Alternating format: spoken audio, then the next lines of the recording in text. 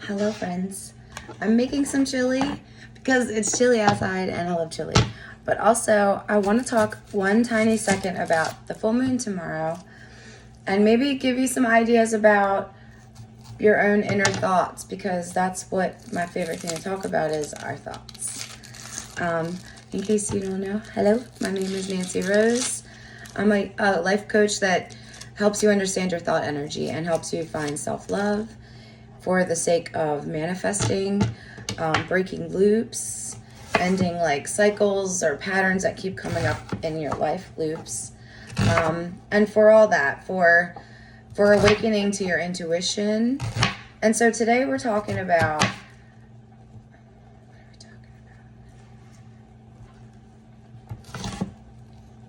this full moon coming up right now. And this is our last full moon of the year. And this has been the year of the snake, which if you just think about the energy of a snake and the idea that something that a snake is going to do is shed. This year has been all about shedding and bringing things into light so that you can decide once again, maybe, or maybe for the last time ever, about something that's like looping or reappearing in your situation. So that's sort of the thing today. In your life, when you think about the way that your love life goes or your intimate relationship, is there anything inside of that dynamic? Maybe it's like a miscommunication, or maybe it's a little bit of a like lost the spark or something like that, like a disconnect. Maybe it's you feel a little like passing ships.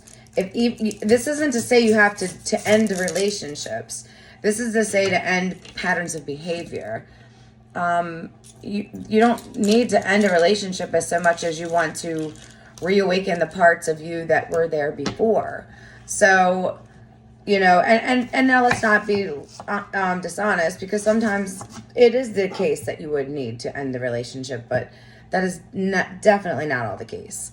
So if you're in a space of thinking about your love life or your relationship, whether it's already existing or not, and you feel like you want to be understood more, you feel like there's something that you'd really like to have more of, put that in your mind. Even if it's like, I don't know how, but I'd really like this. Just let that be there. Let yourself imagine that. Let yourself think about that. And if there are parts that you do not like or want to keep living, it's time to say, I'm letting this go. I'm going to commit to doing my part, however that means. First, just by saying, now I don't continue to call this in. I'm not calling this in. I'm letting it go. That's my part. And then when an opportunity would arise to do like an action that sort of looks like that, maybe you and your partner have like this argument pattern. It's like a certain time of the day or a certain day of the week. It never fails. This sort of thing plays out. And really that's some kind of communication really ready to be said, when you're seeing it repeat that fast. But in any case, you can be vague, you can be specific, and you can say, I want to let this go. I want to shift from this. I want to move on from this. And that can be the action to take today.